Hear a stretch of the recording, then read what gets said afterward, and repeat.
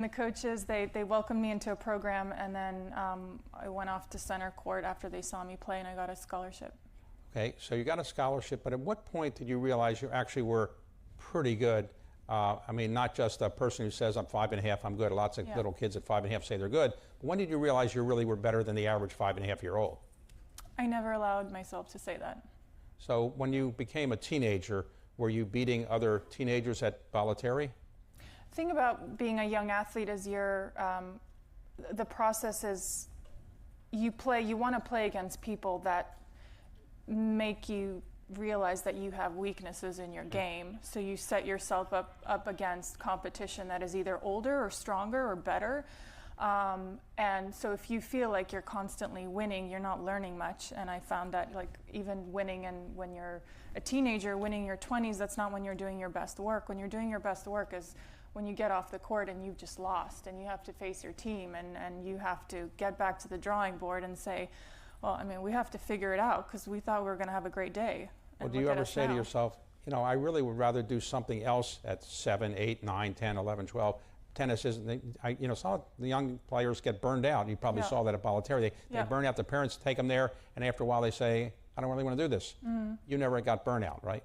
I loved what I did. I loved being first in line. I loved having the lesson at 6 a.m. because I love the feeling of like there's like a physical exhaustion as an athlete at the end of the day where you do everything that's in your capacity to be better. And as a female, I really related to if I can get a little better, 5%, 1%, 0.5%, then I feel like I did great. Now, were your parents athletes themselves? My father thinks he's an athlete, but... Was he a competitive athlete? I think most fathers can occasionally relate that they're great athletes. Did he play any sport that we would have heard of, or?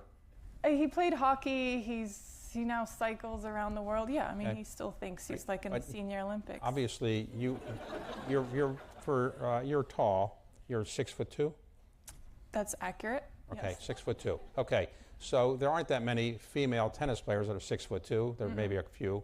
So when did you realize you had the physical strength and height to really be a really great player? Was that when you were 12, 13, 14? I didn't. I don't think I realized like the advantage that I'd have if I was taller, and I didn't grow until I won Wimbledon. I was like average height, and I was still growing through that time. But I do remember my father thinking, okay, it would be better if she grew. So before I went to sleep, they like hung a rod at the door, and like for like 30 seconds before I went to sleep, because my parents would say, well, when you're sleeping is when your like body's developing and you're growing. So they kind of like made me stretch my body, so ta-da! Okay, did you have siblings? I didn't have siblings, no. Okay, so you think I'm an only child myself, so you think it's the great. only... What? It's great. It's great. You don't have to worry about sibling rivalry and anything else. Your parents put all their attention on you. So you didn't have any problems in that regard. I loved it. I still do.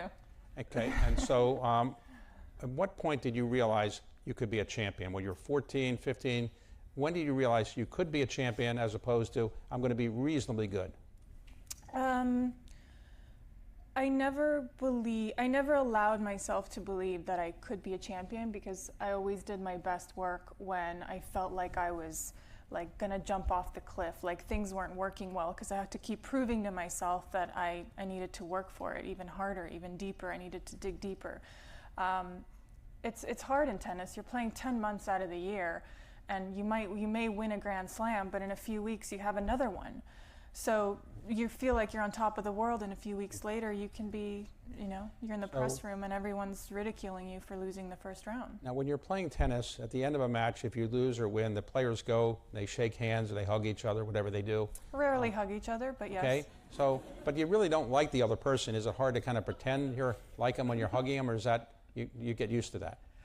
I was pretty honest about just about the relationship of being an athlete to another athlete. Like I always found it really difficult of sharing this thought of, oh, why don't we like have a drink or go out to dinner and have an appetizer, like when I'm trying to really beat you the next day and I'm going to pump my fist in your face, but then I'm going to give you a hug after. It never really made sense. Okay, so like in the locker rooms before the matches, and you're in the locker room with your people you're about to play, you have small talk with them, or you just don't talk with them because you're trying to remember you're going to beat them. So do you talk to them or you don't do anything? Yeah, small talk wasn't my specialty, I'll be honest. I was very focused, and I was very the locker room was my office, and I wouldn't spend much time there. I was in and out. I treated it as a really important profession, and no, there's not a lot of small talk. So what would you say is the thing you're most proud of having done as a tennis player? Was it winning Wimbledon? You won each of the majors once at least, I think. Yeah. So, and you won an Olympic medal as well. So what was the highlight of your tennis career? I'd say consistency. I think consistency is, you can have results and they could, come at various times in your career, but I was consistent for many years, and you have to show up. You don't just show up to play first round or the finals, but you have to show up for press conferences before every match, before every tournament, and just the consistency and the mental wear and tear of showing up week in, week out. So I felt like I consistently showed up for my team, for my sponsors, and for a long period of time. I'd say that as I look back, I'm proud of that. So when tennis players used to fight over whether the ball was in or out before they had these machines, that seemed to be something you could get excited about. Now the machines, does that eliminate some of the fun? You can't yell at the refs anymore, or the umpire, because the machine tells you it's in or out, or is that not a problem? I would love to see John McEnroe play with the machines right now, right? I mean, he'd still find a cause for argument. Now, did you ever play McEnroe in a mixed doubles or anything like that? Unfortunately, we played mixed doubles in pickleball. Oh. And I have not made that mistake since. Oh, is he a good pickleball player? He wasn't on the day. Oh. No. He lose his temper or anything? He did walk out and didn't say goodbye to us. Oh. He was not very happy with our performance. Okay. But that's so you're now politically correct. Now you have a young son. Yes. And do you want to make him just went to preschool for the first time. This feels like a departure from where I was a couple days ago of leaving your son in school for the very first time. Did he say, will you be home when I come home, or did you say I'll be in New York? I did pick him up, but I did sit in my car for an hour, bawling and waiting for someone to call me saying, no, we don't want him, for some reason. Yeah, it was a very strange feeling. Does he have the talent to be a tennis player? Not that I'm aware of. Oh, are you going to push him into tennis or some other sport? He's not currently showing much athletic ability. Well, then he can go into private equity. I don't know, should he? Private equity is a good business to be in. And I mean, it's worked out for some. It's okay. So are you in the private equity world now? Do you invest in companies from time to time? I do, yeah. Okay, so do you test the brands before to make sure you actually like the brand? How do you decide you're going to invest or not? Yeah, one of my first investments was when I felt like I had financial security from endorsement deals. And I was using an SPF brand called Supergoop for many years. Bought it at Sephora myself. And found the founder. They were 5 employees at the time.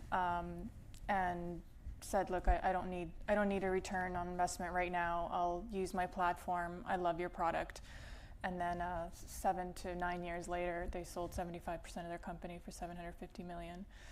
So that was my first real investment in the space, and it did really well for me. And I think it was a testament to what I think is important in investment. And correct me if I'm wrong, is being passionate about what you're investing in, being a consumer, making sure that everyone around you is a consumer and a strong team. Okay, so recently you went on the Montclair board. Montclair, as we talked about, is a company Carlyle had invested in early on. And when you go into board meetings now, did they say, well, she's a former athlete, you don't expect her to know much about the business world, or do they actually say, we want to hear your opinion on the business side of it? And do you bone up on the business side, and how actively are you involved in the board meetings? Yeah, I was very intimidated by the role. I was intimidated that I was asked in the first place. I knew Rema Ruffini for several years. And it's very official. It's like a UN meeting. You're sitting around this large, you've attended several board meetings in your life, but this was one of my first. And there's a microphone and it's translation because it's an Italian public trading company. So there's definitely an intimidating factor to it. But They're all very collaborative. I selfishly took on the role because I felt like I could learn from a lot of people sitting in that room. And I feel like that's kind of been the trajectory of my career, is even though I was passionate and so deeply involved in one thing, I stayed really open-minded and curious about other things. I let other people kind of guide my education because I didn't have a formal education. So I feel like this is. So if somebody's watching this and they say, I have a company that would benefit from having you on the board, are you open to going on other boards? And if you go on a board, would you want to invest in the company or you just want to be on the board? It depends on the company. I mean, you're really throwing me on the spot. What's the company? Give me an example. Well, I don't know. Let's suppose Bernard Arnault calls you up and says, LVMH needs you on the board. I guess you would probably say that might be an attractive one. Yeah, that's a no-brainer. Right, okay. Okay. That's a very easy test, though. Okay. So today, you don't play tennis at all? I don't. No pro-ams? My friends don't want to play with me.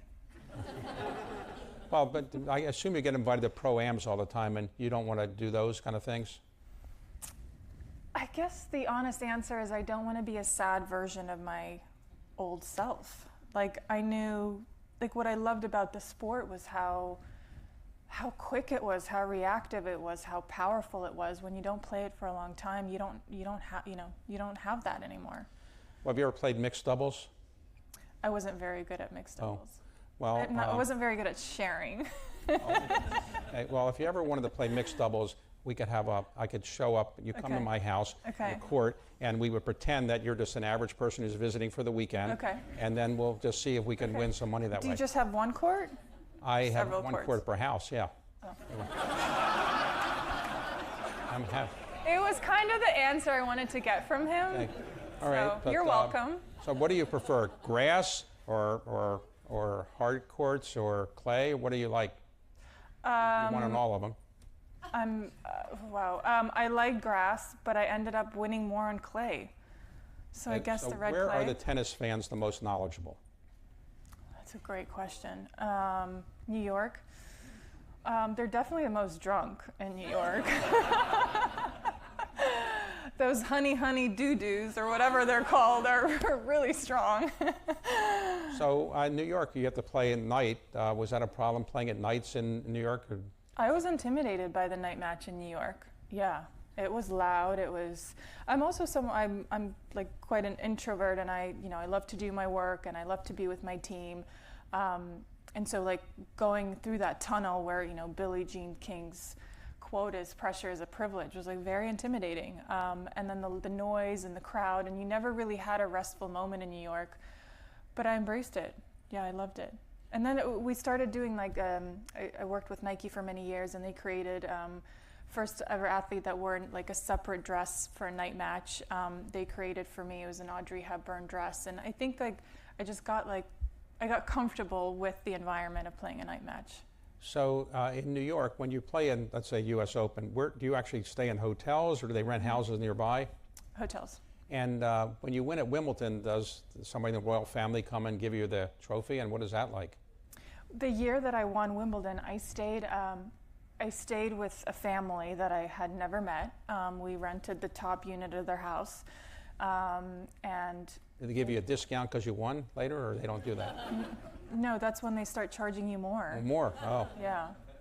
But I remember the morning after, I went down. Well, first I remember my father coming in at like 4 or 5 a.m. with all these like newspapers and like throwing them on the floor and saying, "We did it," because he sees his daughter on the cover of these papers. And then, a few hours later, we walked down and we had like breakfast with this family and with my little replica photo.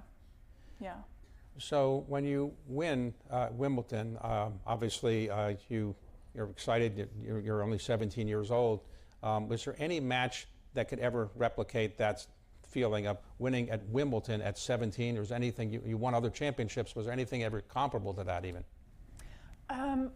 Winning the French Open to achieve a career Grand Slam, I didn't think that I would feel like the strength of that victory, but it really felt good because it was a surface that was so challenging and it exposed all my weaknesses. And as an athlete that is playing in front of thousands of people, when you know that there's a particular weakness in your game and you're able to turn that around in front of people and make that into one of your strengths, was a really strong moment in my career. So when you're just watching tennis as an observer, who do you like to watch over, let's say, the last 10 or 20 years? Are there certain players who have such style or such athletic ability you just like watching them just as a fan?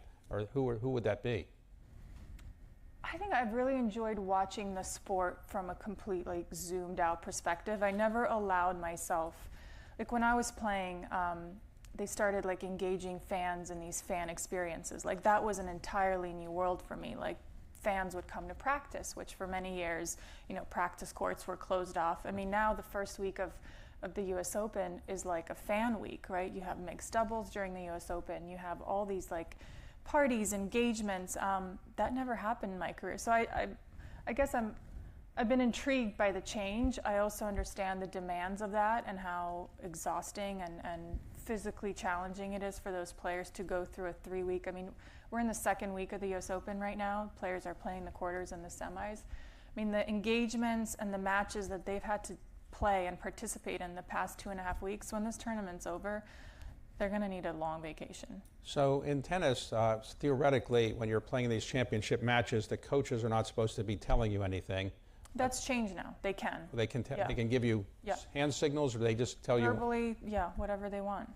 Okay, and so does that help you that much, or you just say, look, leave me alone, I know what I'm doing? It depends how the match is going. There are a few times where I would tell my coach, it's enough. But yeah, I mean, the stress of the situation, I think, guides the communication between the player and the coach. Some players love it. They openly communicate to their coaches. I know Alcaraz does it very often, whereas others, I think Sinner does it less often. And do the coaches make a big difference? Suppose you had been, you didn't have all these coaches that you had, you could have been a champion as well, do you think, or not? I don't think so, no. No, team is everything. And everybody that plays at the top level has a coach or something like that now? Well, now they have more than a coach. Yeah, there's like. And did you get to know Nick Bollettieri? I did. And he didn't know how to play tennis, did he? He was a coach. He was a coach, and he was more of a mentor to me than a coach. He kind of guided. He'd come on the court and he'd make you feel like you were part of like his family, and that was a special feeling, especially when you didn't come from much and when you didn't have much support around you. He was one of the first few coaches that kind of acknowledged. One time he actually started out in Maryland. That's where he started. And one time I was in a court and he had a young player, Aaron Crickstein, I think, that's right, was one of his proteges. Mm-hmm. And I was playing against him with somebody else. They put on my side. I didn't do that well. But that was the end of my tennis career, pretty much. So at any point in your tennis career, did you say, I've had enough and I'm just going to retire at the top? Or how much? Athletes sometimes stay a little bit longer than they should. You didn't do that, but did you ever worry about that problem, staying too long? It's a great question, and it's one that I think every athlete finds a different answer to. Mine came a little bit later than when I would have liked. I think stubbornness was a great quality that shaped a lot of my victories, but in the end of my career, I think it became a flaw because I was so stubborn to get healthy, for my shoulder to recover. I was also at an age where just my body didn't recover as quickly. And so for a year or two, that stubbornness got in the way of other great things in my life. So when you're an athlete, you have to eat well, I assume. So Wheaties used to be called the breakfast of champions. I don't know if it was. But did you have special foods that you ate before you played? Or you waited till after you played before you ate? An athlete's diet is very simple. It's fairly strict, but I also had a big sweet tooth, so I would sneak in a few like candies here and there. Oh. I know. Oh. Yeah, it wasn't great. Okay. I didn't tell my coach. So today, you don't do any athletics at all, or you? No, I work. I mean, you work out, but you're not. No, I just don't. Yeah, I don't play much tennis, and I should. I want to. But it's like a thing, you have to like string your racket, you have to book a court. I don't have a court at my house like you do. Well, so I have to go to a public place. I got a feeling you could afford to buy a court or build a court if you want. How do you know? I think you probably could. I mean, you won a fair amount of money and I don't know, it's not expensive to have a court, but For you, it's not expensive. Well, okay. Have a grass court might be more expensive, but It's true. okay. The maintenance is more expensive. I agree. Yeah. Okay, so today, How are we doing? when you're walking around New York, do people recognize you, and when people come up to you and say, "Can I have a selfie?" What do you say? It happened yesterday. I was staying at the Amman and I went for a swim, and I get out of a pool and it was really awkward. Someone asked for a photo, and and usually I'm very open to photos, but in that instance, I was like, we're kind of in a private space, and perhaps we can do it another time. And they were disappointed. Can you go to a restaurant and people don't bother you? Yes, definitely. Okay, and so do you miss people not coming up to you saying, "Hey, I know who you are," or you're happy they don't come up to you?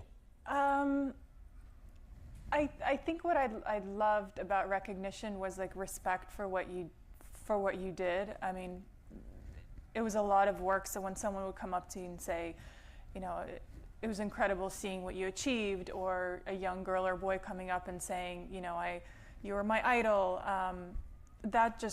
That was a nice feeling of respect, but I don't miss the things that come. So you're married, and your husband, is he Not a tennis? married yet, no. Oh, you're not. Do you have a tennis player partner? He thinks yeah. Okay. I will not finish that sentence. Oh, he's not. In case he listens. No, he plays. Yeah. But I mean, if you just want to show him how bad he is, you don't play anymore to show him how bad he is. No, I probably just tell him. Okay. It works just as good.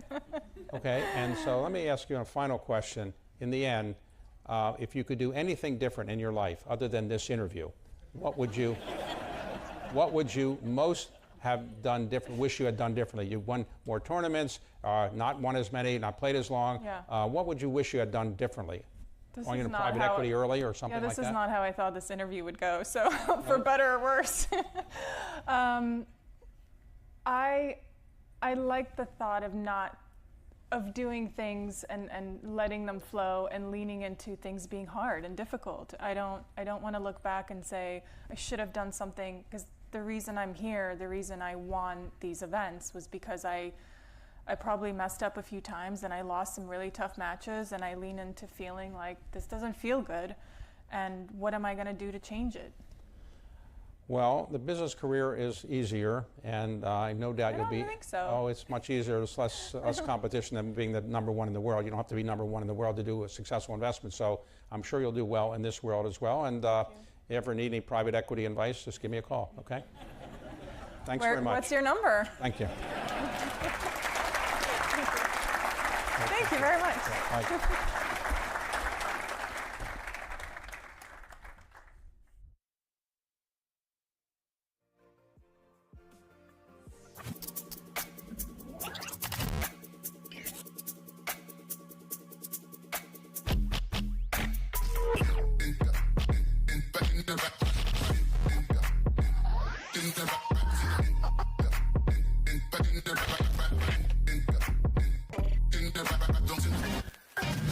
College athletics and the way that players are being paid is the wild, wild west.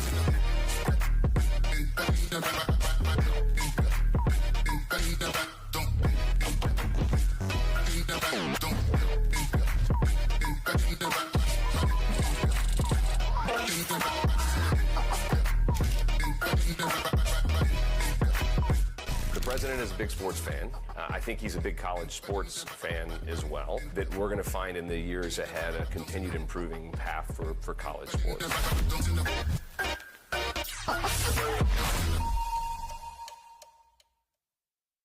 Please welcome to the stage Ross Bjork, Senior Vice President and Wolf Foundation Eugene Smith Endowed Athletics Director at The Ohio State University. Martin Jarmond, the Alice and Nahum Lehner Family Director of Athletics at UCLA. And Nina King, Vice President, King Compton Family's Director of Athletics and Adjunct Professor of Business Administration at Duke University, for a conversation with Bloomberg's Janet Lauren.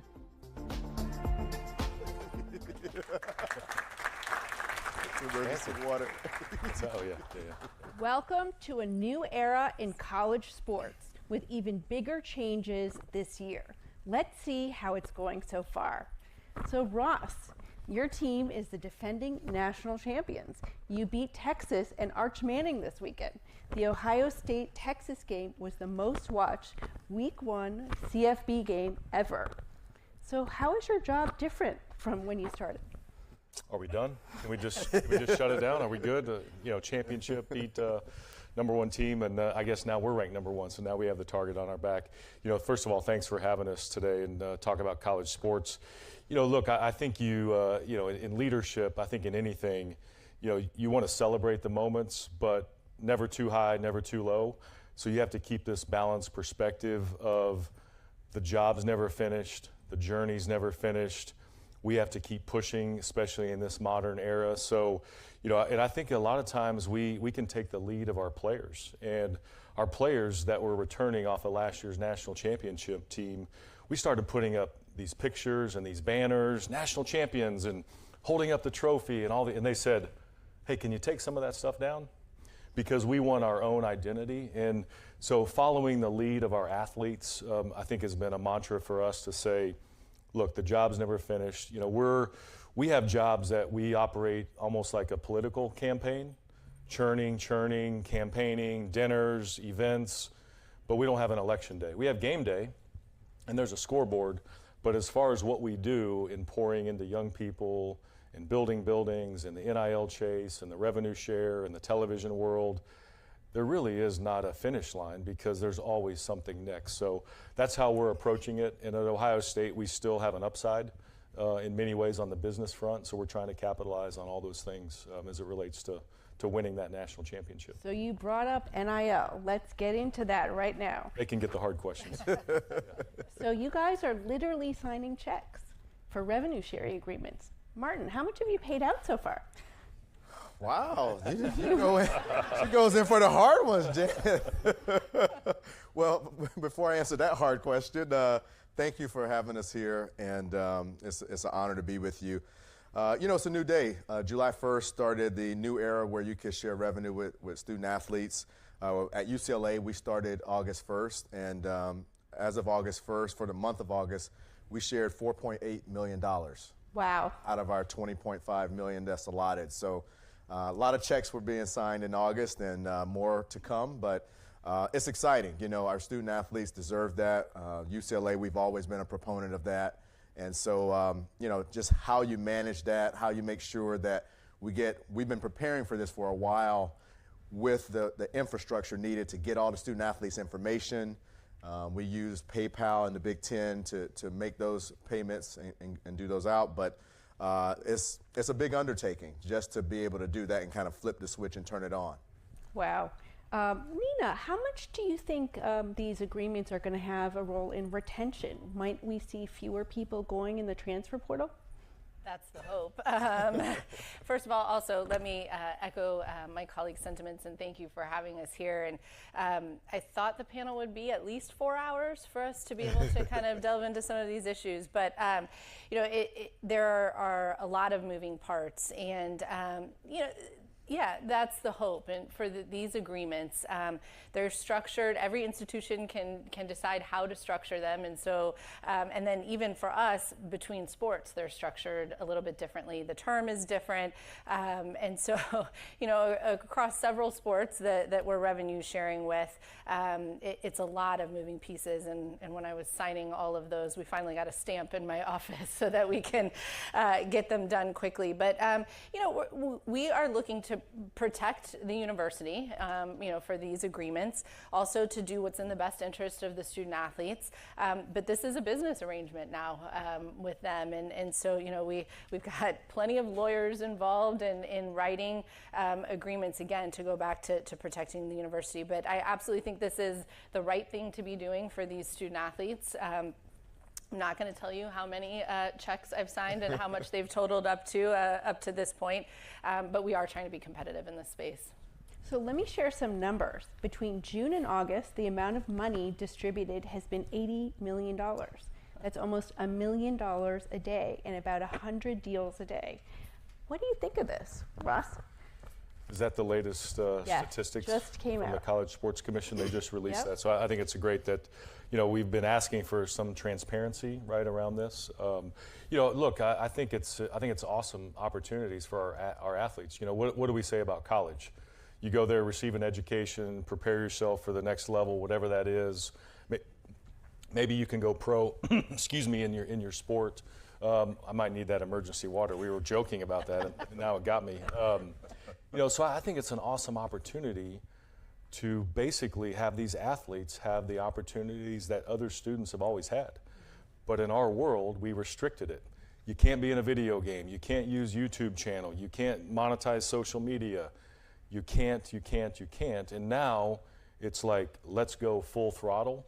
And so we're seeing these big numbers, and some of it may be shocking, but in a lot of ways, it's a catch-up phase in some ways because our athletes have been restricted for so long. So I think all of us that are sitting here, I think as we try to be competitive in the new world, again, how do we provide opportunities for third-party NIL? We're going to have the rev share cap from the university.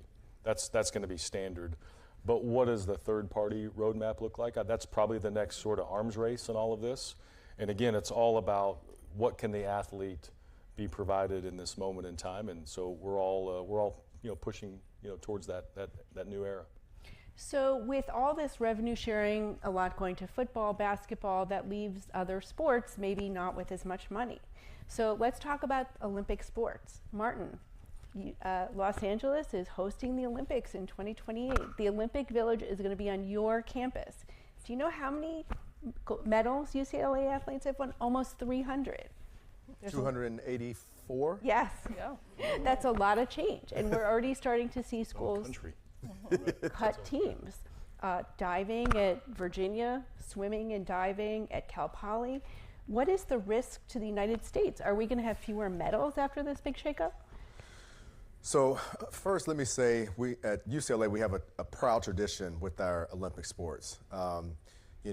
Since 1928, we've had 436 Bruins make 661 Olympic teams. So that's, if we're not the highest, we're in the top 2 in the country as far as producing Olympians. We have a phrase at UCLA Athletics, champions made here. It's Olympians made here too. So we take our investment in our Olympic sports very seriously. That said, the financial model has changed. The realities have changed, and we're extremely excited to be hosting LA 28 and the Olympics in 28 and having them on campus in Westwood. But there is a concern after LA 28 what programs around the country are going to do with their Olympic sports. We're going to keep investing. We think it's very important to continue to produce Olympians, champions, and that's important.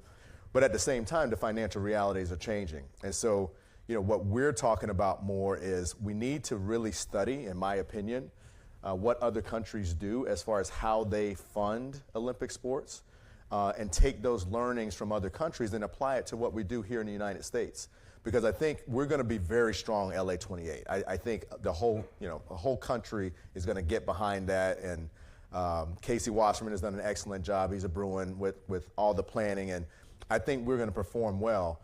But there is a concern after LA 28. What does that mean? Is there going to be a cliff with Olympic sports? I don't see that obviously at UCLA, but I do worry about, as a whole, our Olympic movement if we don't figure out a better way to fund Olympic sports, because that's the issue. The issue is the funding model for Olympic sports, and I think that's got to adjust. So let's talk about the funding model. We keep hearing the idea of private equity. Is it coming for college sports? How would this even work? Nina? Can we call David Rubenstein back? I think he's the one that we need to be asking that question.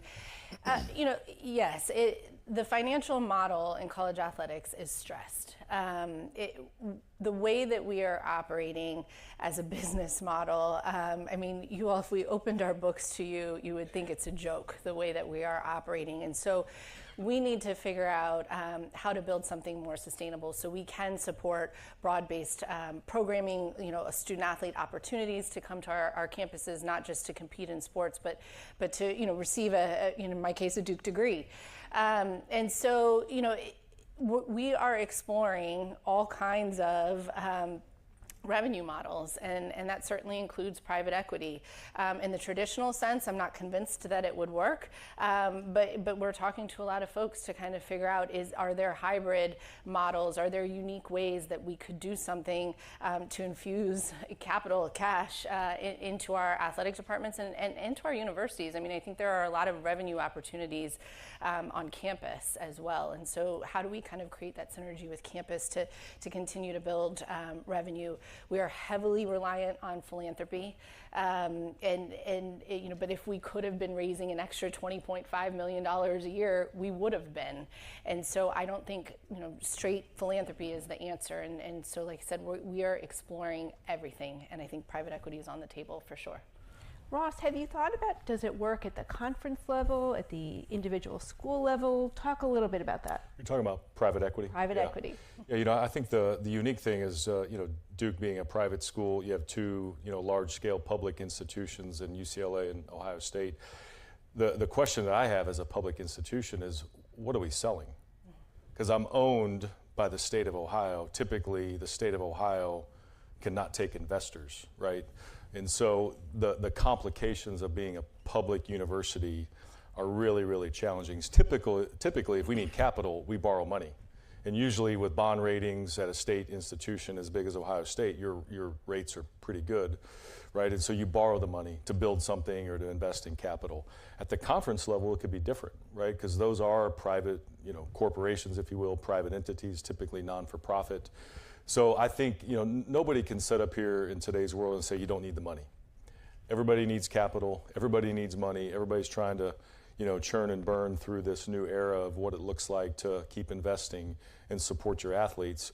The conference model, to me, is a way to explore it. Same questions, though. What am I giving up at Ohio State? You know, we're members of the Big Ten, UCLA, and that's hard to say, right? Given realignment, that may be a question. But you know, I used to work at UCLA back in the Pac-10 days, and so you know, you think about where we are today. So the conferences have the best ability to maybe privatize, to take on capital. But again, the same. What are the strings attached? What am I giving up? What future revenues perhaps would private equity want to take? What control would they need to have or have to have? Is it passive investments, right? There's all those things, and many in the room probably deal in private equity spaces. So we're learning all of this. We're studying it because what Nina said, you know, you have to look for alternative sources of revenue. So I think it's a curious analysis right now that we can go through and use our conferences as that type of vehicle. So let's talk about conferences. There's lots of realignment. How's it going so far, Martin? It's going great. It's going great. You know, speaking for UCLA, this past year was the first year that we were in the Big Ten Conference, and there were a lot of questions about how would UCLA fare, and I would say we won 7 Big Ten championships. We won 3 MPSF championships, so 10 conference championships total, which was the most in the Big Ten. So I'd say things went pretty well for UCLA first year in the Big Ten. But it was also a learning year. You know, anytime you do something new or different, there are going to be some learnings. There are going to be some things that you have to understand. And, you know, travel, there was a lot of questions about, you know, what the travel looked like. And by and large, our student athletes did an excellent job with just persevering through some of the changes and differences. But, you know, we learned with a couple of our sports that men's soccer, for example, their first away trip, they were delayed and they got in late, right, to Northwestern. And so the next 2 trips, they went out a day early, you know. And so we made adjustments. We also traveled academic support staff with a lot more of our teams for the first time just to make sure our student athletes could have someone to study and proctor exams and things on the road, which traditionally we had only done maybe in football and basketballs. So, you know, we learned a lot, we grew a lot, and we also were very keen on priority scheduling to try to make sure that we minimize the amount of class time that was missed. And Nina, how's it going in the ACC with some new West Coast additions? We do. We have Cal and Stanford and SMU joined the ACC last year, and it's worked out well. And I wasn't worried for our student athletes. We actually competed a lot out at Stanford and on the West Coast, and so our student athletes aren't terribly impacted. It wasn't significant. I mean, it's once a year, once every other year, for about 11 sports that play an ACC schedule. But we put together an integrative performance team, and so you've got representation around the table to kind of study and maximize our athletes' performance. And so you've got nutritionists, behavioral health, sleep experts, and academic folks, and just to make sure that student athlete welfare is a top priority and consideration. And so we've fared well in the first year, and I think Cal and Stanford folks would probably say the same as Martin. I mean, it is a lot of travel, it is a lot of wear and tear, but it is our reality. And so how are we going to keep the best interests of the student athletes a priority? Ross, do you think the amount set out by the settlement is enough, or will budgets have to go up? So the settlement calls for 22% of revenue in certain categories: television revenue, ticket sales revenue, sponsorship, over an average of the Autonomy 4, used to be Autonomy 5 conferences. And that number worked out to about $20.5 million. And then a couple things were nuances in the settlement that, because we were all trying to figure out how to pay for it, is if you add a new scholarship up to $2.5 million, that counts against the cap. We added 91 scholarships at Ohio State. If you added any Alston academic award money, which was a previous lawsuit that we had to deal with, that counted against the cap. And so we actually eliminated the Alston money, but we added new scholarships. So we had $18 million of cash to then distribute on a revenue share basis. We chose 4 sports: women's volleyball, women's basketball, men's basketball, and of course football. And so now, again, back to what I said earlier, so is 18 or 20.5 million enough? No. The answer is no, right? Because again, it's all about, okay, what are they doing over here? What's this program doing? How is this person now taking their apparel contract, let's say, because those have been in the news lately, and then redeploying that towards NIL above and beyond the cap? Has to go through the system, has to go through the clearinghouse, it has to meet those standards that are part of the settlement. So now we're all going through this analysis to say, is there primary revenue that we receive as an athletic department that could then be deployed to meet the house case settlement above and beyond the cap? That's a reality that we're having. So what's the right number? Will it settle out a little bit? I do believe it will settle out a little bit. I do believe we can slow down some of the transfer market pieces because we will have memos of understanding between us and the athlete. There can be buyout provisions if they do leave. So I do think we can slow that down a little bit. But the number is the number. And what you have to decide as an institution is, how do you prioritize? How do you build out your third-party NIL opportunities? What does that number look like? We don't know that yet. We're trying to capitalize. We're trying to monetize that. We started a group called Buckeye Sports Group. It's really a marketing agency within our athletic department in partnership with Learfield, who's our multimedia rights holder. If you ask a coach, they'll just tell you it's unlimited. Whatever the cap is, it should just be unlimited. But I think if you throw in the scholarship dollars and all the resources that we do provide the athletes, they're receiving over 50% of the gross revenues from our athletic department. And so I think that's a valuable story, probably hasn't been told enough. And then you layer on how much has been put through NIL Go so far. There is a lot of money that our athletes are receiving, and rightfully so. And so it's going to be a constant just journey that we have to just navigate and be aggressive. So Martin, you have an MBA. That's a good thing. There's so much change in here. What are you hiring in your front office staff? Talk a little bit about who you're looking for. Yeah, well, we made a few strategic hires as we were planning for the house settlement. One is, for the first time this past year, we hired a chief revenue officer. And again, one of the things you're seeing that we're beginning to look a lot more like professional models in different sports. I wouldn't say we are professional, but there are some similarities as far as how you have to do player evaluation, talent acquisition, some of those things. So from a revenue standpoint, we've got to all generate new revenue, and that's something that becomes at the forefront. You know, we have many meetings now where the only two things we talk about is who's generating revenue, what are some ideas, and then cost containment. You know, that's what it comes down to now, because we want to do as much as we can for our student athletes from a resource standpoint. And then from a front office perspective, both of our basketball programs recently hired assistant general managers. And again, this is now, with the transfer portal being the way it is and being so fluid, you have to be evaluating everyone across the country. It can't just be certain high schools and colleges. Now it's got to be the whole country. And so we've done that and made some investments in our basketball programs, both of them. And then in football, you're seeing that obviously with general managers and also talent acquisition, data analysts, looking at different kinds of data to be able to assess how someone may perform when they come into your program. You know, just in our football program, we have 55 new players. That's a lot.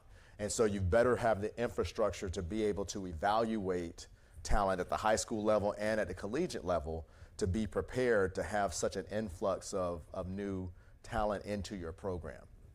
So Nina, you're an accountant by training and a lawyer. So what do you look for in a coach? Not an accountant and a lawyer, but a CEO, actually. I'm starting my 5th year as athletic director at Duke, and I've hired 10 head coaches. No more, I'm tired.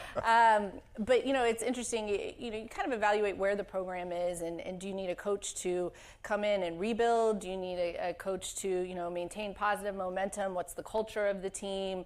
Why is your previous coach gone, et cetera? So you kind of analyze where you are in the moment, and that, really helps to kind of then build the profile of the candidate that you're looking for. For us and my colleagues, I'm sure, would say the same thing. You need somebody that comes in that understands the institution. What student athletes are we recruiting to Duke? Who can be successful at Duke? And so somebody that certainly understands that. But now more than ever, we are looking for CEOs, especially in the high-profile sports, football, men's and women's basketball, to come in and they're not just doing X's and O's anymore. As Martin said, we've got talent acquisition and GMs and player personnel and negotiating agreements, and those coaches are now negotiating with agents.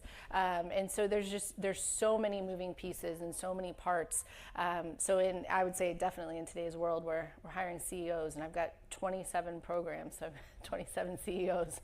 So we've talked about players moving around. What about coaches? Are you concerned now you've made these hires, then they're going to get poached? What about that? Never happens. I think she's looking at you, Ross. She's looking at me.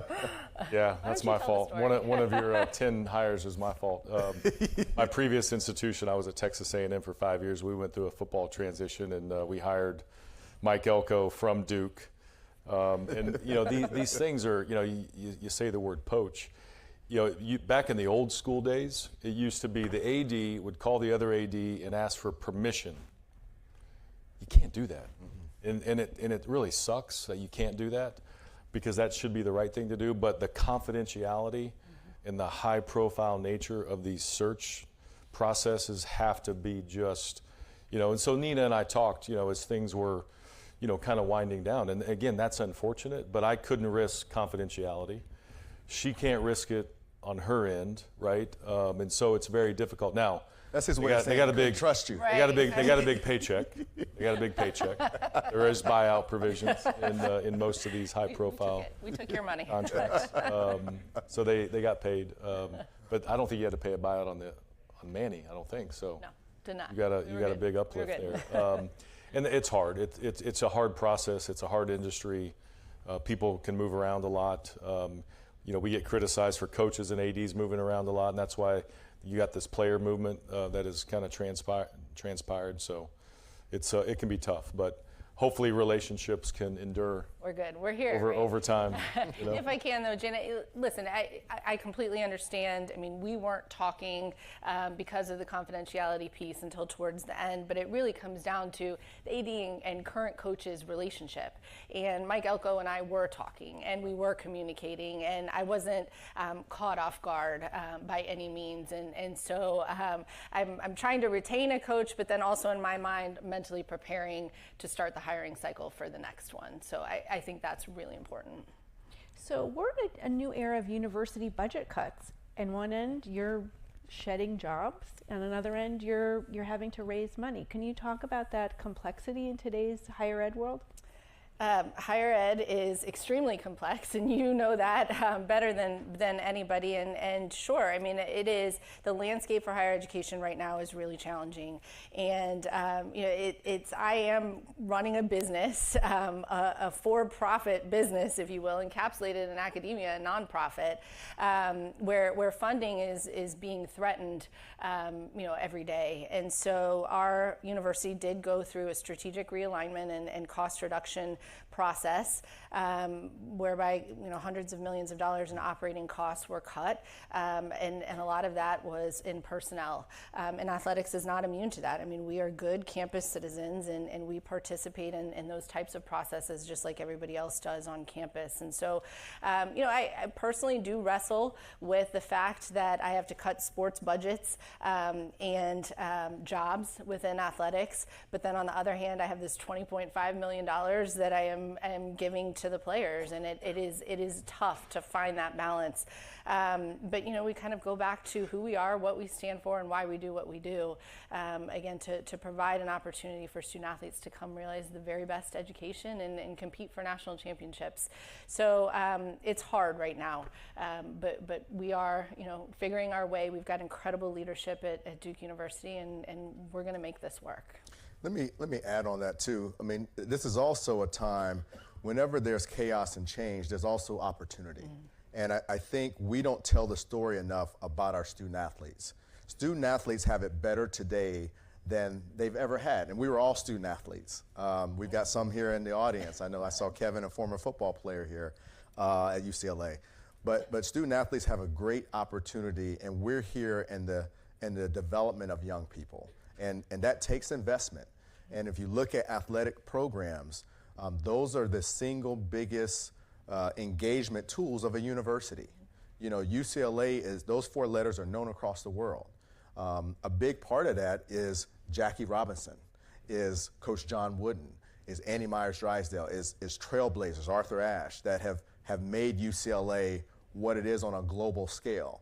And so we don't talk, we talk about the money, we talk about the change, but we don't talk about the development of student athletes and how they go out and become leaders and do great things. And so I think we've got to always keep in mind investment in athletics comes back tenfold in the product and the people that we develop, young men and young women, but also from a university perspective, it's the largest marketing tool. You know, I hate to say this, but if you have a big seminar on campus, it doesn't do the same as a football or basketball game. And so we've got to make sure we continue to invest in our athletic programs, and we've got a great administration at UCLA that understands that. We've got about 2 minutes left. I'm going to ask each of you, what has surprised you the most, and what are you looking forward to in this year? Nina, we'll start with you. Oh gosh, I'm looking forward to, I mean, this is cliche to say, but the year. I mean, as I mentioned, we had a kind of tough summer, and just for all of us kind of managing the chaos of everything that's going on. I was kind of excited summer was over. We got back to campus and we're playing the games. You know, to go into your football stadium on Saturday afternoon and to just enjoy the pomp and circumstance of it all.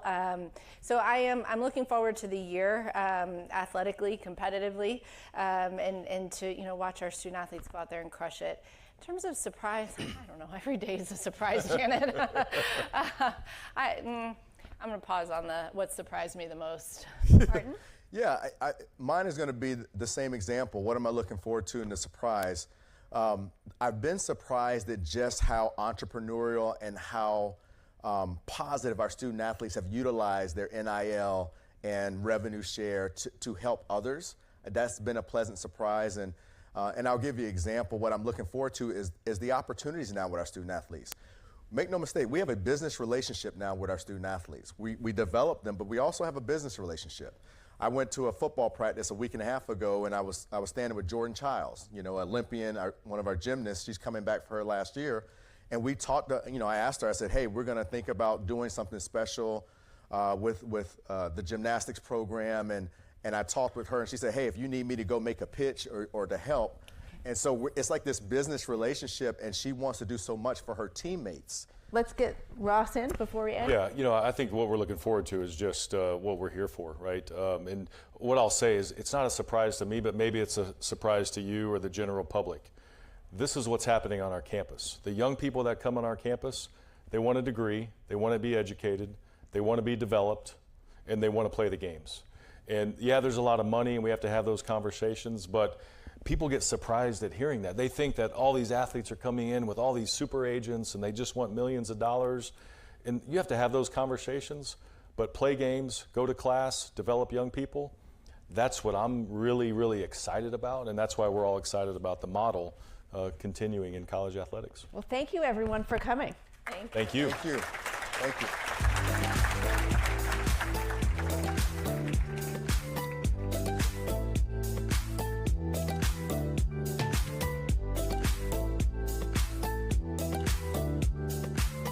I'm Alex Rodriguez. And I'm Jason Kelly. And we're back with more episodes of our show, The Deal. The theme of this season, On the Road.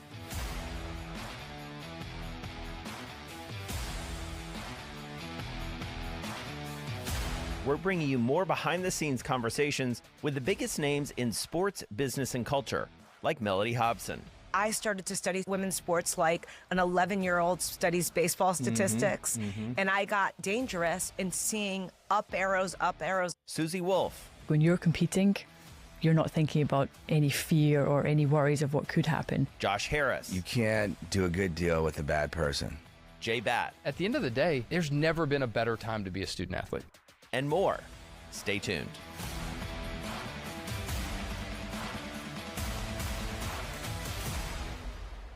Please welcome back to the stage Bloomberg's Jason Kelly. All right, so what you just saw, this little teaser for later on, Alex and I will be back to interview Justin Tuck. We're going to talk about football season kicking off and everything going on. But for the next little while, we're going to talk some hoop. Coming up in a few minutes, we're going to have the head of the WNBA, Terry Carmichael Jackson, alongside WNBA champion, actually for Alex's own Minnesota Lynx, Sylvia Fowles. She will be out here. They're going to be talking about one of the biggest stories in sports right now, and certainly in the world of sports business, whether there's going to be a lockout in the surging WNBA. So stay tuned for that. But first, we got a big convo, big New York moment. Ira Boudway is going to lead this conversation with a 5-time All-Star.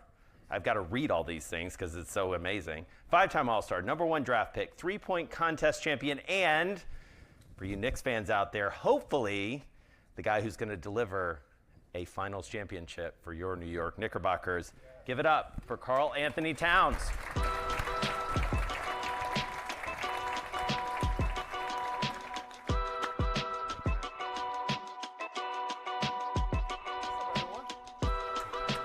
Yes, sir. All right, thank you, everybody. And welcome. I'm going to get right into it. I want to start with the basketball, because that's, I think, what everybody, why we're here. And if you haven't watched this guy play, I think everybody in here has, but it's a treat, all right? It's just as likely to see him crashing through the paint like a wrecking ball or shooting from way outside the arc. It's a delight. So you had 10 years or 9 years in Minnesota. Last fall, you come to the Knicks. Yep. Basketball-wise, how did that experience compare, your time with the Knicks last season? Two very good teams. Yeah. No, I've been blessed to be in a situation where both teams found success, and to be part of the success of both organizations that haven't seen that type of success in so long is nothing short of a blessing. So to be in a situation now where you come from Minnesota, you come to New York, and then you see the Garden. You step in there and you feel it yourself with the history of the game. Patrick Ewing, Bernard King, John Starks, you feel the history. And to be part of that history now it's something that as a child here growing up in the tri-state in New Jersey, being a big Knicks fan growing up, it was a special moment. This coming season, you got a new coach. Yep. Last season, you're almost there. Yeah. You're going to go all the way this year is, I think, what the crowd wants. I mean, the plan every year is to try to get all the way there. So everyone's ring chasing. So we're doing nothing that I think all the other 29 teams ain't saying the same thing. The East looks pretty open right now, I got to say. They said that last year, too. They said that last year, and I think the East proved itself to be worthy competition against the whole league. And for a conference that was told to be weak in the standards of the NBA, we showed out, and the playoffs showed how competitive the East is, and also in the finals, we showed how great the East is as well. As you mentioned, this is kind of a homecoming as well for you. Yeah. What is that like being back in the tri-state area? You grew up in Jersey. Yeah. How many ticket requests are you dealing with on a nightly basis? You don't know. You could imagine everyone in here. It's up there. Yeah. But it's a blessing, like I said, to be able to be back home, see my family. One of the biggest things for me when I got here was being able to have my grandmother actually see me play basketball. She doesn't get many chances to leave Jersey to see me play in Minnesota. So for it to be a car ride or a train ride over to MSG, it's special. It's special when you get to have that moment. Many times, I never thought in my career that I would have my grandmother at so many of my games, and for her to be able to not only see me play, but last year to see such a historical run by us, and for her to be part of that moment and to feel the excitement and the love the fans have showed all of us on the team, it was special. It's also, I think, off the court, New York is a center of finance, media, fashion. Yeah. I wonder for you, has that opened doors? I mean, obviously, NBA All-Star, a lot of doors open anyway, but has there been any sort of new things you've done or new things you've pursued because you're in this New York market? Like you said, and being in the New York market opens up a lot of new doors. And for me to have so many different business ventures and to be able to meet so many new people and to be able to be educated more on different businesses, different ideas, and to be part of the culture every day. Not from a phone, not from a FaceTime, but to be actually here, part of the culture every single day of the business. It's been great for me as like you said, as a brand and also as a businessman. Has helped me find different ways to impact my family. I saw you did something with Bloomingdale's just right here across the street. Yes. That's is that a particular area for you, or is like fashion something that you are especially into?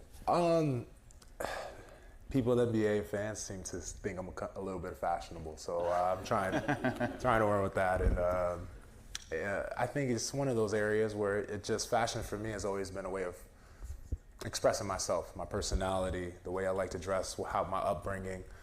Even today, we're at Bloomberg, everyone's in such spiffy suits and stuff, and I come here in a suede sweatsuit, so just something different for me. I'm always trying to express myself, and since day one being an MBA, coming to New York, I've always wanted to preach to the kids and the next generation and to adults as well and fans. It's always okay to be yourself and to express yourself, your authentic self, and regardless if people accept that or not, continue to express yourself and continue to be yourself and never be unapologetically yourself. Right. That actually leads to my next question. I think the flip side of the New York market is the scrutiny. Everything is back page of the Post. You got Stephen A. Smith. You got social media. I think Stephen A. is not the only one. Yeah, exactly. But how have you managed that difference? I got to believe it's different than Minnesota. The level of scrutiny. The scrutiny is different. It's been something I've dealt with my whole career. When you're the number one pick, there's a lot of expectations, and there's a standard that you are put on. And for me, I've been always thinking of the biggest critic of me is me. Not Stephen A., not anyone on any media network. It's always been myself. I focused on myself, trying to be the best version of myself every day, not only as a basketball player. I know that's what gets the most attention, of what I do gets the most attention, and not who I am, even though who I am is more importantly than what I do.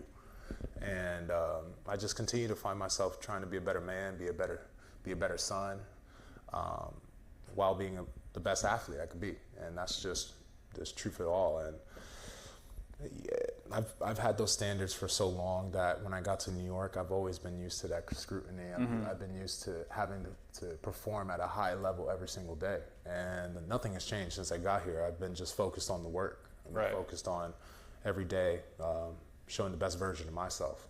Did you have to adjust your own social media habits so you read less? No, I'm not big on social. Yeah, so, stay out there. Yeah, it's been the healthiest thing you can ever do. I feel for me, you know, obviously for branding, business, you know, social media is a huge aspect of that, and the world we all live in now, it's a very technologically driven world, but I've been more focused on just me, you know, just taking care of, you know, my family, taking care of my personal life, and taking care of my job, and being the best version of that. I'm not the biggest social media person, so it's been actually a blessing in disguise. Right.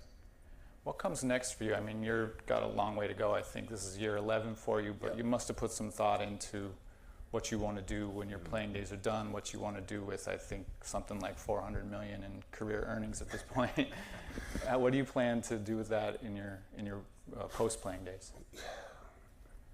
I've thought about it, you know, whether, you know, doing so many charitable works, especially in the Dominican Republic, back in my mother's home country, and having some businesses right now, investments that are doing amazing. And, you know, I'm proud of the success I've had off the court in business. And, you know, I do think about those things. I do think about setting up my future, because like you said, you know, you get to the point the future comes up pretty quick, but for everyone I talk to, especially young kids, they always ask me, what's your best piece of advice? It's always to stay in the present.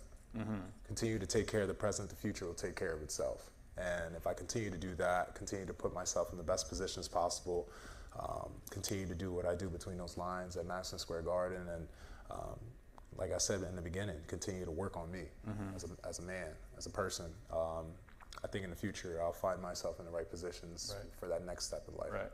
You think on camera, coach? What? I don't know. I'll let everyone here decide that for me later on. But I know for right now, I'm enjoying being a Knicks player very much. You mentioned the Dominican Republic. That's where your mother was from, and you have a facility going up there now. Is that right? Yes, state of the art for the growing up. You know, seeing it over there, going over there for the summers, and playing for the Dominican national team my entire professional career, and also in high school. You see that you know, we're under-resourced over there, and the kids, there's so much talent that now the world, because of technology, is being more and more able to see. And for me to find a way to utilize my platform, and you say the network, just utilizing the financial resources I have right now to give kids over there the resources and the chance to show their talents to the world. So is this basketball or all sports? No, basketball, volleyball. We got 2 volleyball courts. We got 2 basketball courts, building a stadium too. We have a turf soccer field. We have 4 baseball fields, adding another one. If anyone doesn't know, Dominican Republic, pretty high on baseball. And I was going to say, you think it can become a basketball hub then? Trust. Yeah. You could go to a Yankee game or a Mets game. You're going to see a Dominican playing up there. So just trying to give these kids the resources, you know, to be able to show the world their talent, and then give their families an opportunity to change generational wealth, and give them a chance to succeed in life, and to change their family's trajectory, and be able to do something special that I wish when I was younger I had those kind of resources. Right. Do you think there is a basketball talent pool there too, maybe? Yes, very much. We know Al Horford, Felipe Lopez, you know, a lot of those guys, you know, opened the doors and allowed us to dream of the dream, allowed us to see that it is possible. And you know, I feel it's a ton of gratitude going to them for you know, putting the work in and doing something in the island that's never been done before, and to show everyone there and the kids there that it is possible to not only make it to the NBA but be successful. So your peers recently elected you VP of the National Basketball Players Association. What an honor. What is sort of, as you look at union work, what are your priorities for players? Are there things you think need to change or that you'd like to see improved?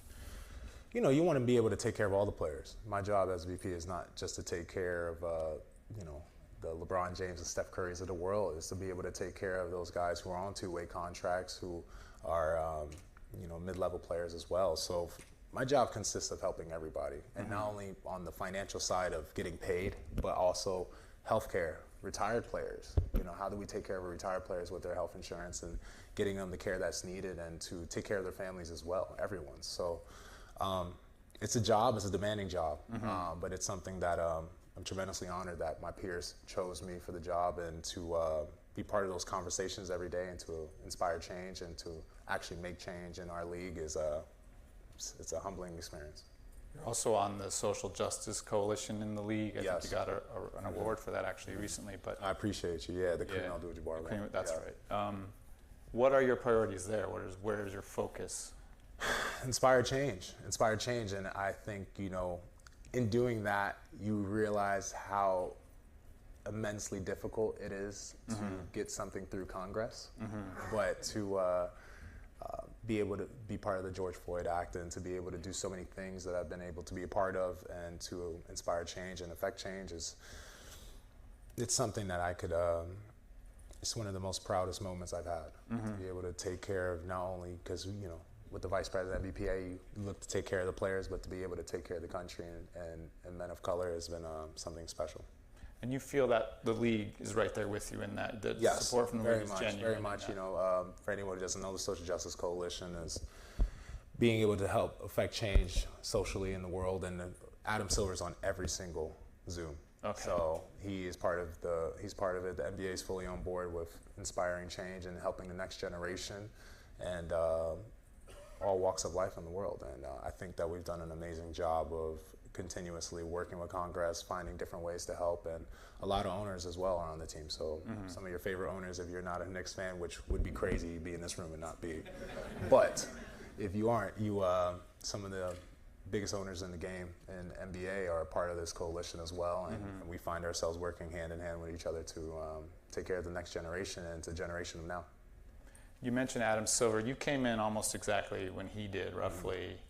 And it's been a lot of change in his tenure. You've got the in-season tournament.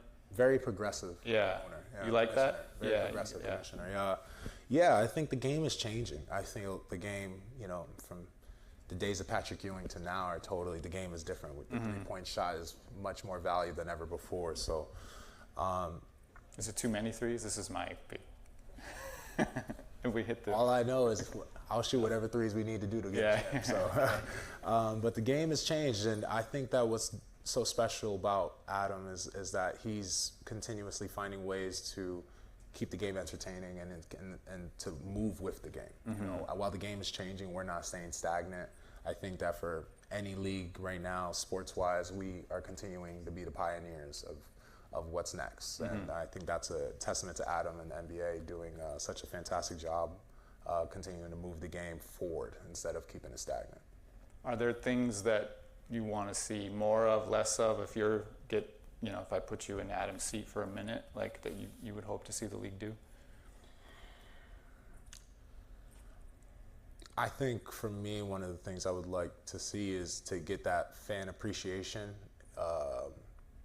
for the All-Star game back. So that would be something we've been working on tremendously hard all summer. So trying to figure out something to get those fans back to appreciating the All-Star game the way it was back in the day. And we're working very hard on that. How do you do that? I mean, how do you get? I'm still figuring it out. Yeah. But it seems like it's a matter of the players being motivated out there. Yeah, no, times have changed too. Yeah. But I think for anything to start, you have to start with yourself, right? Anything in life. It doesn't matter if it's All-Star. It doesn't matter if you want to lose weight. You got to start with the man in the mirror first. So I could just continue every time I'm honored with that, that call to be at the All-Star Sunday and to be playing that game. I'm always going to play 100% for the fans and to continue to show the world that the All-Star game matters to us. Is there a format? You think the national idea, Europe versus? I don't know. I don't know. We're working hard to make sure, in every year I feel like we're trying to see what really works, and I think that this year is going to be a fun one. I think the fans are really going to like it, and then obviously fan feedback will be critical and understanding if we're doing something right or doing something that needs to be changed. You were just in Taiwan. Yes. It was a 3-on-3? No, I was there spreading the game of basketball. Oh, okay. So I love, to the fans over there that haven't been able to come here to America to experience NBA basketball firsthand. Was that your first time there? First time. What'd you think? I loved it. Was it a large response, like at the airport? Yes, they show so much love. The game of basketball is doing very well there, and they've showed a tremendous amount of respect and love for the game, and to be able to be there and meet the fans there, and so they didn't have to meet me there, meet me here. It was special. It was special to just see the kids' face light up for them to see an NBA player, and just to see how much they love the game. Right.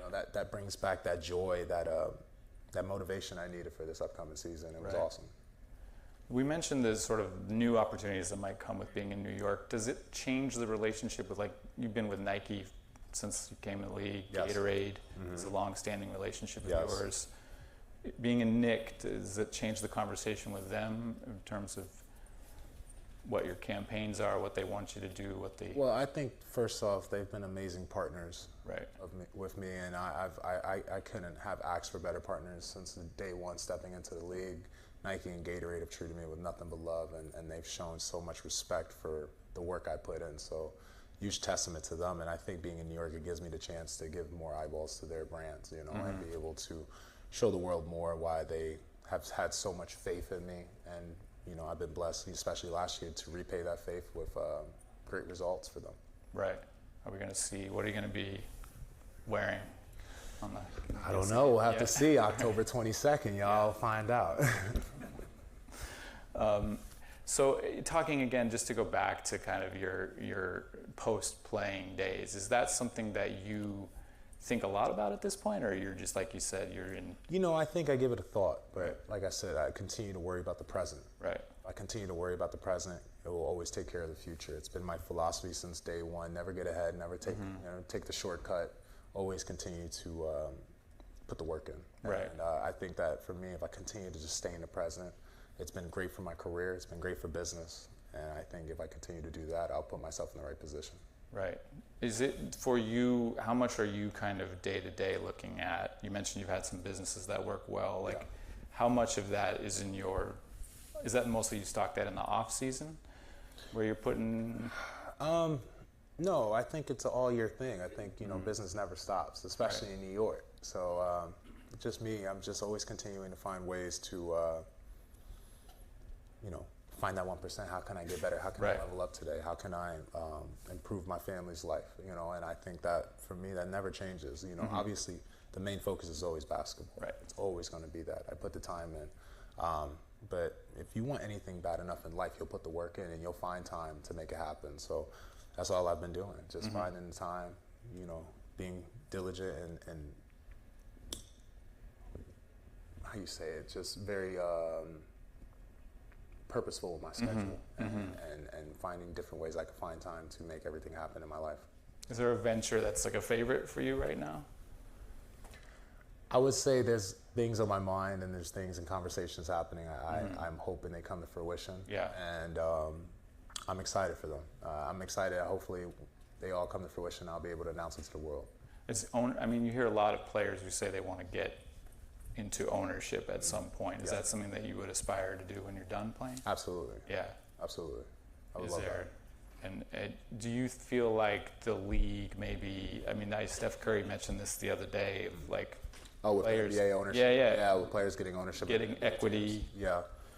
There's definitely a conversation there. And I think Steph is a perfect voice for that. Right. Because the valuation of the Golden State Warriors obviously has had a huge improvement due to his presence being there. Right.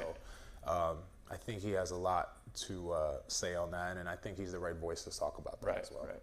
Yeah, it is interesting. You look at the pay for NBA players is higher than it's ever been. Yes. It looks from the outside astronomical, but then you look at the equity values of these teams and you say, okay. If you're able to pay that, you're going to make money on it. Yeah, it would be a real challenge, I think, how do you structure that, but I think that's something that we'll see we got a little way till the next CBA. There's a lot of conversations and a lot of things that have to happen, to get to that point. You're going back to NBC, the league is. Yes. You got Amazon coming on. Yes. How do you look at kind of the media side of it? Are you excited for that? I think that, to have those new partners, they've been amazing all summer to talk to and to see how they want to grow the game, and the hope for me is that, we're able to get more fans to see basketball and to appreciate basketball and be able to witness the talent this league has. So they're working tremendously hard to get as many viewers as possible to see the game, and I want to make sure that the kids are most importantly able to see the game, and we could give them inspiration to play the game. You like the John Tesh theme song as much as I do? Oh yeah, absolutely. Absolutely. That was the first thing I thought about when the talk started, was we may get that theme song back. Bringing it back. Yeah, but that is interesting that they are going that route of sort of Amazon for the future and then broadcast going back to NBC kind of thing, and they're still bringing Chuck, Shaq, and Ernie along for the ride. So I feel like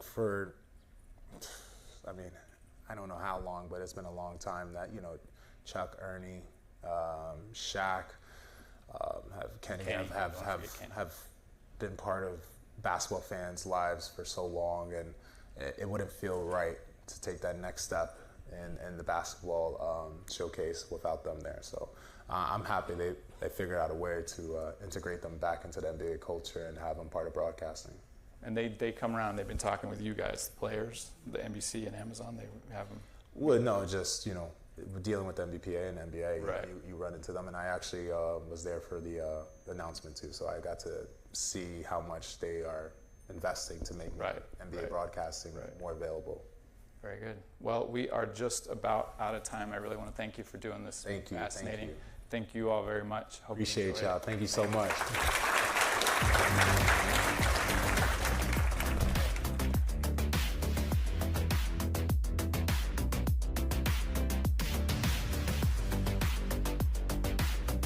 Please welcome to the stage Sylvia Fowles, two-time WNBA champion, four-time Olympic gold medalist, and 2025 Naismith and Women's Basketball Hall of Fame inductee, and Terry Carmichael Jackson, Executive Director of the WNBPA, for a conversation with Bloomberg's Randall Williams.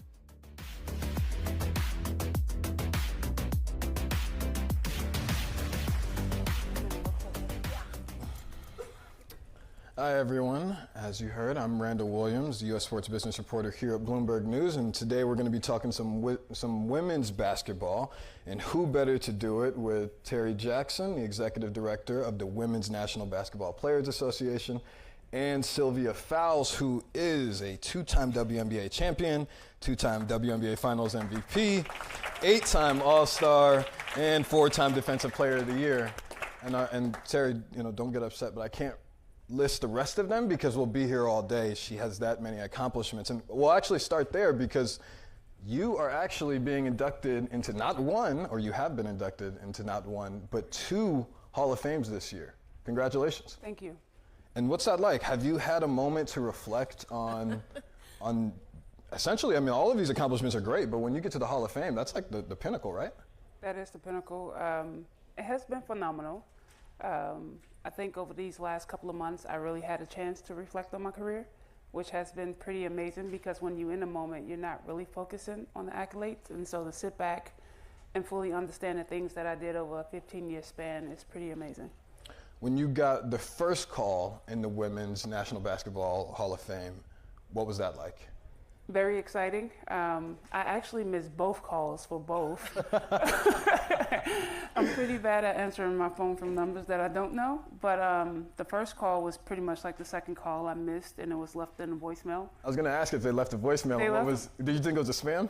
I did. I had to listen to the message a few times, and then I had to call the number back to make sure that nobody was playing, and then the second call after that was my mom. That's so relatable, right? How did you vet the call? At some point, you're picking up and you're like, no, this is really gas. So when did you believe them?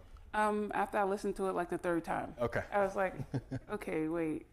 Because then you think about it. You talk with your agent about these things, and typically they don't happen until like year 4 or 5 after retirement. I didn't think it was going to happen in year 3, so it came kind of fast. So I still was in a bit disbelief. And so you missed the Naismith Basketball Hall of Fame, which is, of course, the granddaddy of them all. That's happening this weekend. You have a speech prepared. You think you'll cry. What are emotions going to be like? I don't know. I kind of let myself figure it out.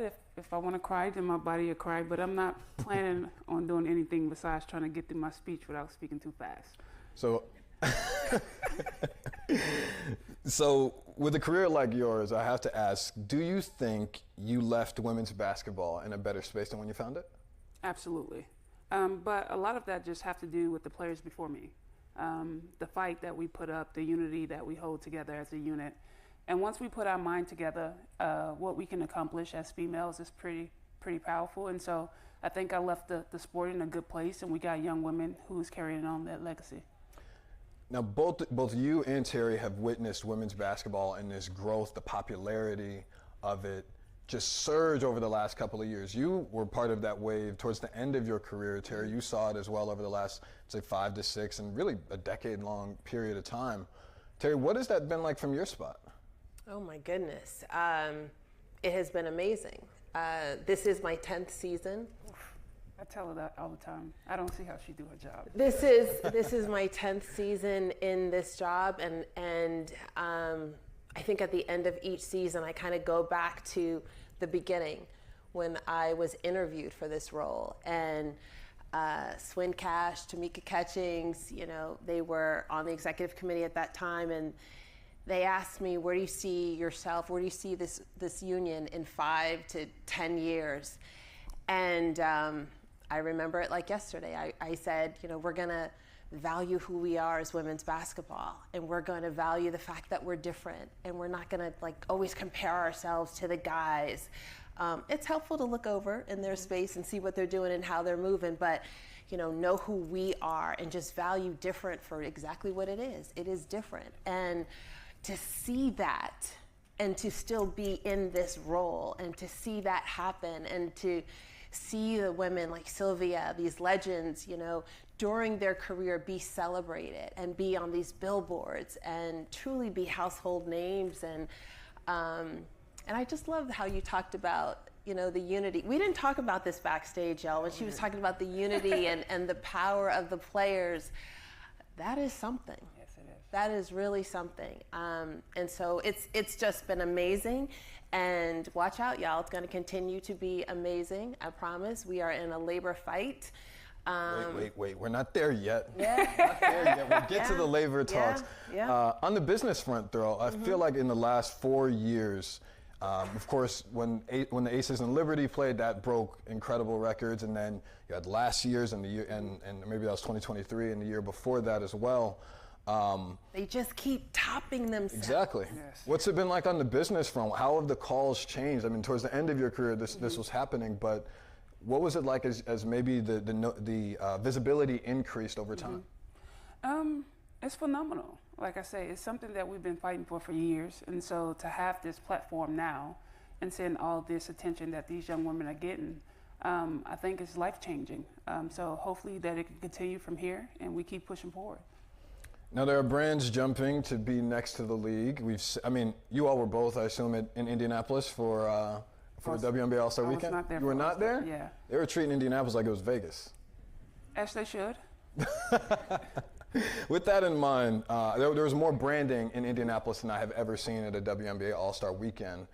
I'll ask you, Sylvia, if there was a brand that you could have collaborated in during your time playing, or maybe there's one that you're proud of that you did collaborate with, what would it have been? Would it have been a signature sneaker, or what do you think it would have been? For those who know me, know I don't think of myself, so I always think outside of the box about other people. So my biggest thing is what can I give back? And the youth is very important to me. And so I would love to collab with anybody that's unity based around youth and taking care of the kids is something that I'll probably look forward to. Beautiful, beautiful. Terry, what's been your favorite WNBA collaboration that you've seen? My favorite WNBA collaboration Sure. has been with L'Oreal. You know, we had players talking for so long about where's our beauty brand partnership? Like, we're a women's league. Like, this is a no-brainer. And I'm like, yeah, you're right. Let's work on that. Had a conversation, had a relationship with an executive VP over at L'Oreal and Lil Majid. And, you know, she called me one day and she said, how can we help? And I was like, wait, is this really happening? How, like, a brand is calling and saying, how can we help? Like, I don't have to pitch you. And she's like, no, I know who you guys are. I know what you're all about. We want to support, we want to pour into the players, and we want to do it through a partnership with you, through the union. And I was like, breakneck speed, let me come over and, you know, and sit down and talk. And we did just that. So that has been a very meaningful one. I think that's really put us on the map, and particularly meaningful for our members too, to see that we were listening to, you know, what they were talking about. And it's not just, it's beauty, it's skincare, it's like all the things. It's about feeling good inside and out. And I'm really proud of that partnership. I really am. But there's so many that we do. I don't want to leave anybody out. Farmer's Fridge, if you guys are ever in the airport, you see those vending machines, like, it's real, it's good. Like, you can go there, you can trust it, promise you. That's just another example. Now we're on the subject of business, and you are, I mean, one of the maybe 5 most important people in these WNBA, CBA negotiations, and maybe one of the 2 most important people. Map out to us what the players are asking for in this proposal and in these negotiations. Yeah, well, I'm going to go back to your question to Syl. You said, was she in Indy? I was in Indy. There was a meeting in Indy. I heard about it. Yeah. Yeah, there's a, you know, I always start with this whole, you know, we don't negotiate in the press, and then I start talking about, you know, what the players are really after. I mean, but when they opted out, when the players voted to opt out of this 2020 CBA, they said really pretty clearly what was on their minds, what their priorities were. And it's one of the top priorities, what we say the main thing is the main thing, is a salary system that is tied to the business so that these players are paid their value. Right now, we're in a system that, if you look at it, it's not tied to the business. And so it's designed to undervalue them. As the business grows, they start to fall behind. And we've got to right that ship. And we've got a moment right now to do that. And it's not just like a moment, right? We've seen the growth. We were talking about they're topping themselves with all the metrics that you all are watching, right? With viewership, with attendance, with jersey sales, and on and on and on. They keep topping themselves. We see what Kathy and her team is doing on the league side to grow the business, and it's been 12 teams for forever, right? It has been 12 teams for forever, and blink, and it's going to be 18 in a minute, and maybe on the way to 20. And this is no inside knowledge. I'm just saying it just looks and feels that way, right? And so this is a sustainable model that, because the players opted out of the 2014 CBA, to fix the business model, to get that, you know, on the track for the 2020 CBA, it's why we are here in 2025 fighting to make sure that this business really loves them back the way they have loved it, the way they have poured into it. We see it across in other men's sports. We can do that. We can do that in women's sports. And when we do that, you know, the women are going to win, the players are going to win, the teams are going to win, the league is going to win. Seems like a no-brainer to me. You mentioned All-Star Weekend. A couple weeks before All-Star Weekend, the league announced those 3 expansion teams. I believe it's in 2028, 2029, and 2030, at a total of $750 million in expansion fees. But say that number again. $750 million in expansion fees, $250 million each. You know, you times 3 and you get 750. I was told that their first counter proposal came shortly after that, and there were a bunch of player comments about it. I think Satu Sabali had the most to say, or maybe the most powerful quote, which was that it was a slap in the face. So, what was your feeling reading what the league sent you? Satu Sabali, first of all, is our co-chair of the CBA committee. She's pretty dialed in, and she's pretty passionate about the work. What was my feeling reading the proposal? Sure. That we had some work to do. That perhaps the league and the teams didn't fully hear the players when we opted out and we had our first bargaining session. And so there were going to have to be more conversations to ensure that they did fully hear what the players said and what they meant. I'm clear. I work for them. I understand the mission. I understand the directive. And so we're just going to have to sit down and have more of those conversations. However hard they are, we'll just continue to do it, period.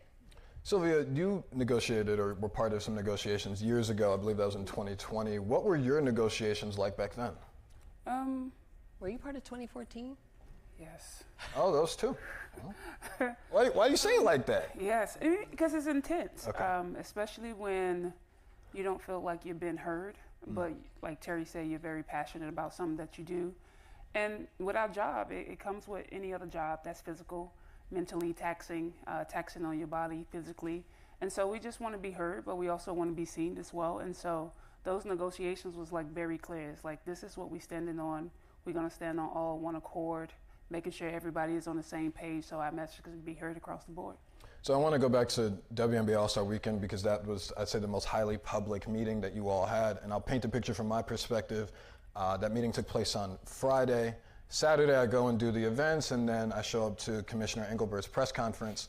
She says that, I'll go back to the meeting. The meeting, players say leaving the meeting, they were telling me off the record, it was BS, it was pointless, we didn't get any work done. You go into the press conference with Commissioner Engelbert, and she says you all had constructive conversations, candid conversations, and that things, she's hopeful that a deal will get done. 30 minutes later, I show up in the press box, and I wasn't there when the players had walked out at the time, but then you see pay us what you owe us shirts. Terry, I'm sure you had something to do with that. What went into that thought process? How did we get there? Oh, see, that was a big wind-up. It's the truth. That was a big wind-up for the shirts. I like the shirts. The shirts. Yeah. Well, there had been conversations about what to do and how to move, and there had been conversations about what that big stage moment was going to be for them. And anybody who is a true fan of the W, anybody who follows these women know that they're going to take a big stage moment. They're going to seize that opportunity. And lots of conversations went into those shirts, I will say.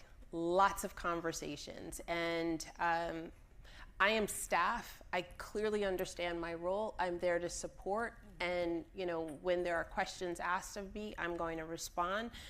But the way our folks work, the way player leadership works, is they deliberate. They have their conversations and their discussions, and they arrive at a decision.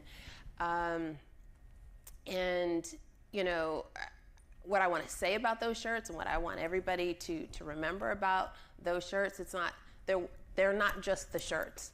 This was, and repeat after me, this was the biggest sports moment in 2025. I don't know what the media is going to say in 2026 as they look back on this, but I'm telling you, and I don't know what's going to happen for the rest of the year, but right now, think about it. That was the biggest moment. There was the biggest moment and the biggest contingent of players, leadership, and other players at that meeting with the league and the teams. Over 40 players. Yep. That was the biggest we've ever seen, and there was engagement, and it was real, and it was great.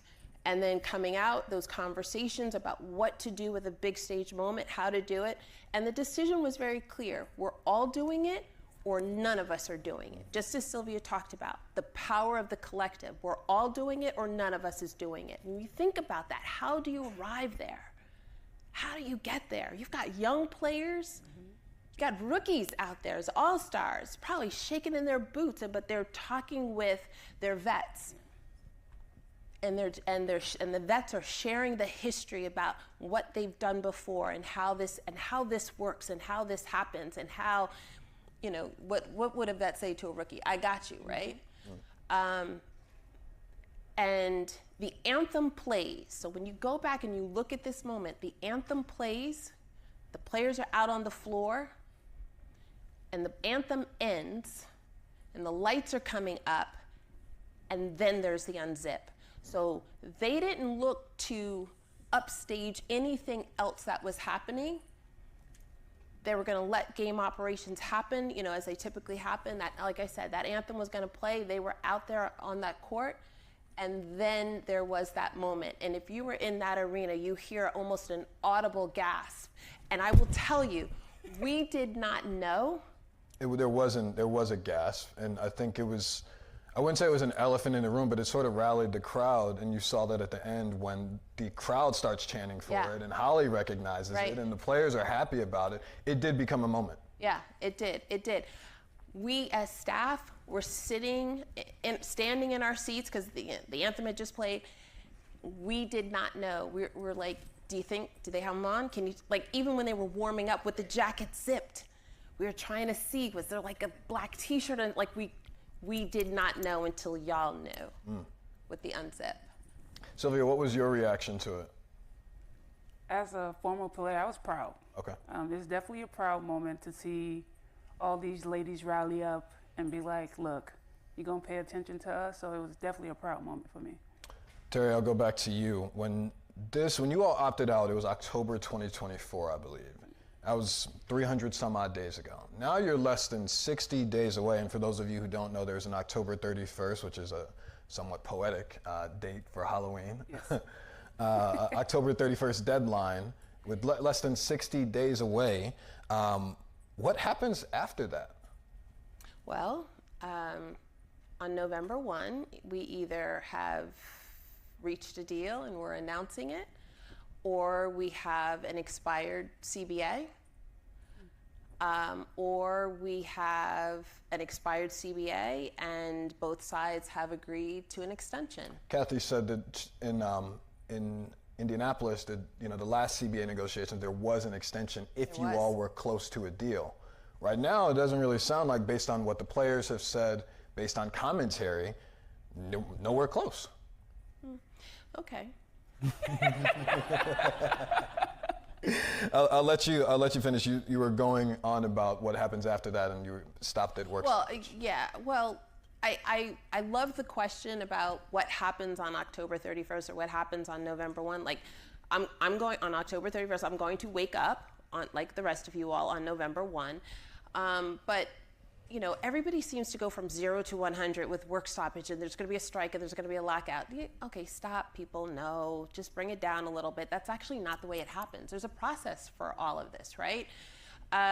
Those aren't the automatics. And when you heard me answer your question, I didn't even use those words, right? Sure. Yeah. So you don't get to work stoppage until the union has held a vote across all of its members authorizing a strike. Like, these things happen. There are steps that happen. And on the league side of the table, I don't know what their process is. Sure.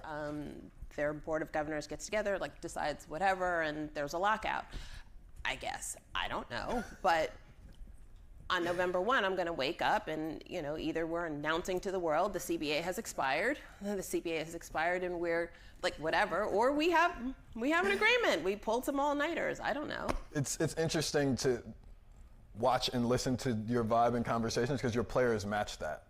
And even from the moment in October, what you all have been saying consistently is that we are going to hold the line until we negotiate a deal that's going to benefit us. Are you and the players prepared to hold that line should October 31st come and there's not a new deal yet? Well, let's go back to October of 2024. When we had discussions with our advisory team and with our player leadership, it was, what is this CBA now? Where's the business right now? Where's it headed? Does it make sense to stay here, to stay in this CBA because you know what's going to happen, you know the end of the story, or do you opt out? But the opt-out question was twofold, and this is important. The opt-out question was, do we end this CBA, do we opt out of this CBA, and are we prepared to stay in the fight for as long as it takes? And that's what we said repeatedly over and over again. That's what player leadership saw on their ballot to vote. That was the option. Do we stay in this CBA because we know the ending, or do we opt out and commit to fight and stay in that fight and stay in the negotiations and stay at the table for as long as it takes? You had to understand both parts, and player leadership had to go back to their teammates and talk about both parts. And so, to answer to your question, yes, they're prepared. Yes, they're ready, because that has been what our conversations have been for a year now, almost a year. Sylvia, what advice do you give to players as somebody who's been a part of two of these? And this feels like, I mean, all of these are big, but this is like the biggest one yet because of the business booming. Understand your worth. This is our job. We go out there and do what we love, but we also want to be compensated. So understand your worth and fight for what you think is right. We'll close out on a positive note with two questions. What are you all... That was positive? Yeah, I'm saying, but you know, CBA conversations are very contentious, naturally. Yeah. It's not just, I would say that it's not just women's basketball that go through this. There's been NFL work stoppages, there's been NBA work stoppages, there's been MLB work stoppages. And sometimes with women's basketball, it ends up becoming this bubble that people just poke at and poke at and poke at. And I mean, these CBA negotiations are unique to you all, but these CBA negotiations also happen across all sports. True. With that being said, what are you all most proud of in the work that you've done for the players, let's say over the course of your careers? What I'm most proud of is that each individual can show up as themselves. I know for a long time when I was playing, I felt like we was put in a box and we had to abide by these rules, but we get so much authenticity from these players, and you get to see who they really are outside of the basketball world. You get to see the fashion part of it. You get to see all the things on social media that they enjoy doing, sharing with the fans beyond basketball. That's what I'm most proud of. Terry? Yeah, that's great. I'm most proud of the fact that we know that we're a union, and we're proud to be a union. We're proud to be a member of the AFL-CIO and the Sports Council of the Federation. We just understand what it means to be based and grounded in good labor principles. We understand the power of the collective. We understand consensus is the way to arrive at decisions. And Labor Day is one of our favorite holidays. Mine too. Well, I'm Randall Williams. This is Terry Jackson and Sylvia Fowles. This was the Business of Women's Basketball.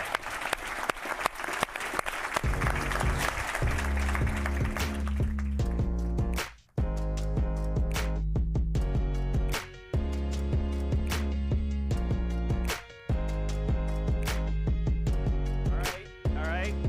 That was awesome. It's time for lunch. I hope you enjoyed this morning. We got a lot more coming this afternoon. So it is time for lunch. So just make your way out. Our Bloomberg staff is around to guide you to elevators to the 28th floor. If you registered for the breakout lunch session, Innovating and Investing in College Sports, presented by Invesco QQQ, you'll follow staff to the 29th floor, where they will direct you to the room. You can also visit the Invesco QQQ Lounge in the networking area just outside Refuel Recharge Now, or at any time throughout today's event. We'll be back here at 2:30 for a great afternoon. Thank you.